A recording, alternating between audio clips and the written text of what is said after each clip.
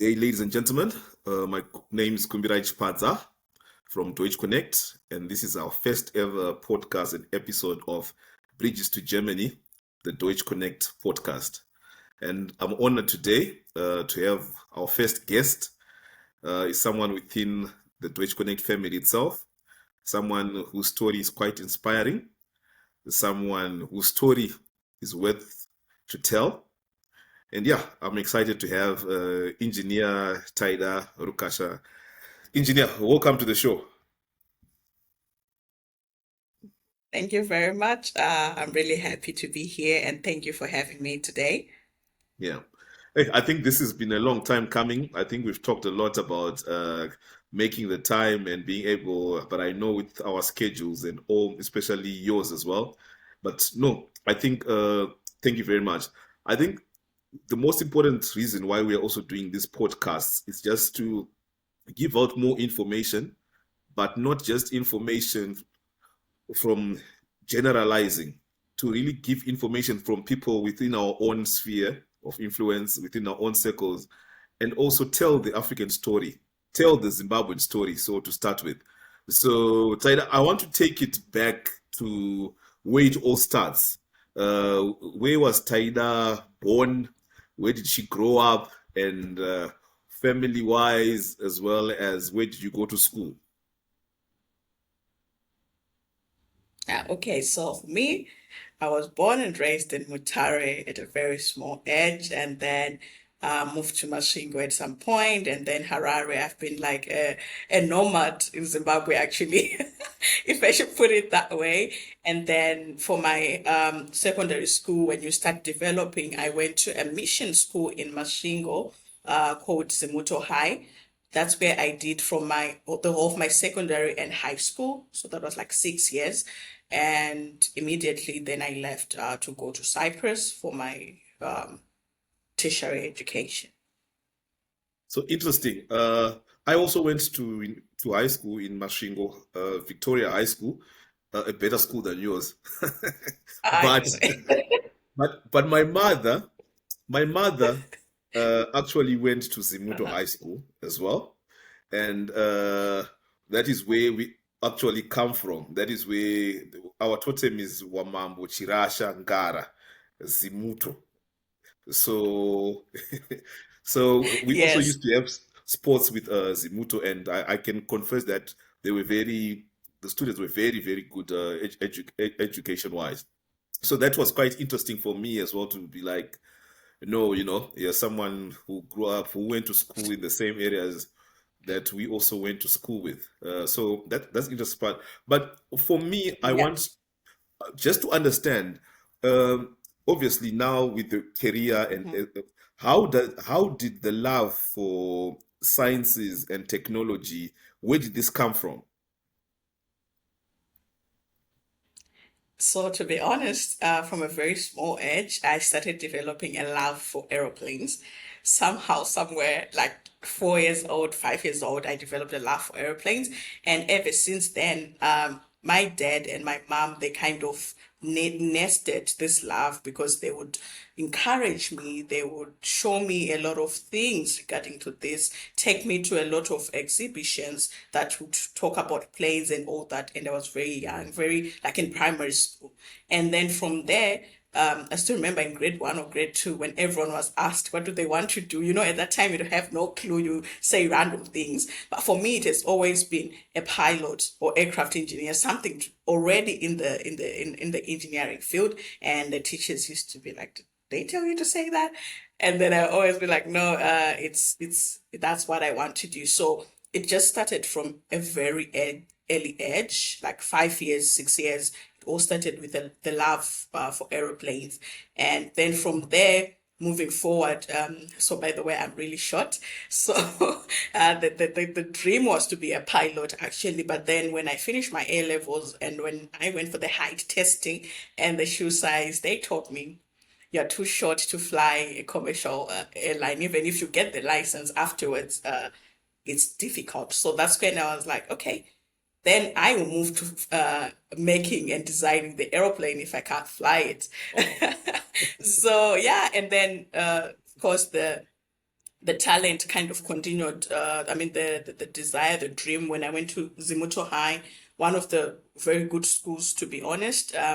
Education wise, we had, I think, even in the province or even in Zimbabwe, it's always like in top 20, top 50 A level and O level results.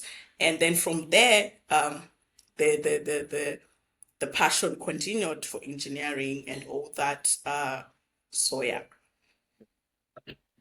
An interesting point that you raised to say you started from a very young age. And I mean, a lot of people don't actually go through that route. I mean, life gives us a lot of lemons. We make lemonade, but sometimes it just goes the wrong way. So, but you also mentioned your parents to say they nurtured that love that you already had from a very young age. How important is it to have parents who support you at such an early age and we already know what you want to do in the future? How important was the role of your family in that regard? The role of my family was very important because, to be honest, as young as we are, yeah, even though you know what you want to do and have an idea, but because we're so fragile at that age, if you don't get that support and nurturing from your parents, that dream will die or it will get destroyed. And then from there, you just be like, ah, this is a waste of time. And because of that, we are not very strong enough to kind of stand up on our own. And if you don't have that shelter from parents and family, that dream will just collapse and you end up just going in different directions that you didn't want to uh, go to. And also, because we are that young and fragile, if we don't have that nurturing as well, because we need that shelter and protection for us to rise, even though you have a very clear vision of where you want to go. But if you don't have that shelter, that protection that covers you outside, that protection that's your parents and your family's support. So for me, I'm really grateful because I come from a family of doctors, PhDs.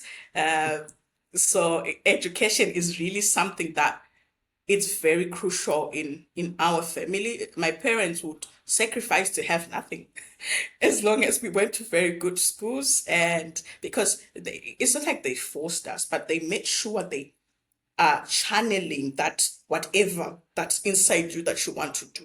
They didn't tell you, oh, be an engineer, be a doctor. No, because we are all gifted in different areas of education. My sister is a very good doctor in agriculture and economics, well known, but it's different from engineering. But wherever you wanted to go, they would nurture it that you become the best version, whether a lawyer, whether a scientist, an economist. So it's a very important role that youngsters really need when you're starting. So, so it's an interesting. Sometimes in business as well, or we say that leaders are born. Some say leaders are made. So you talk about your family being a family of educated people with PhDs. I'm just trying to think if you're coming from a family that's not so educated, and then you want to become an engineer or a pilot, can this be made? Or this is a born thing? Is this gift something that someone is born with? Or can it be tutored? Like because you have the interest, because you have the love. Do you, in your experience, have you met people who probably were not so gifted intellectually, but who have risen to get to a point whereby because they pursued that and from a very young age and they were determined to get to the top in that industry or that job. Have you ever met people like that who would say, no, I wasn't very gifted intellectually, but I succeeded by sheer force of trying? Yes, I've met people like that. And to be honest, I would use an example of something that all of us kind of know or relate to: football.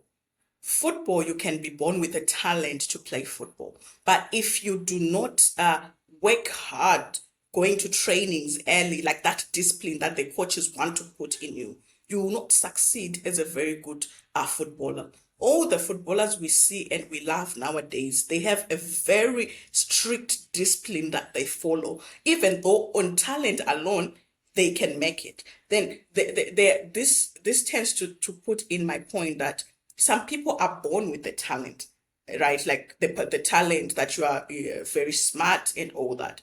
But then some people, they're not really smart, but the passion is there. So if the passion is there,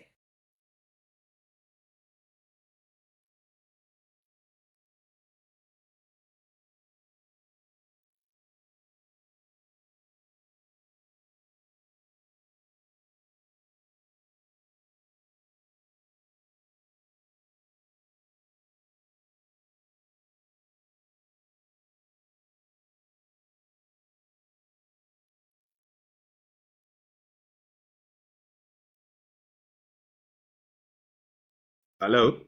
sorry, just Yeah, I lost you. Let me just stop.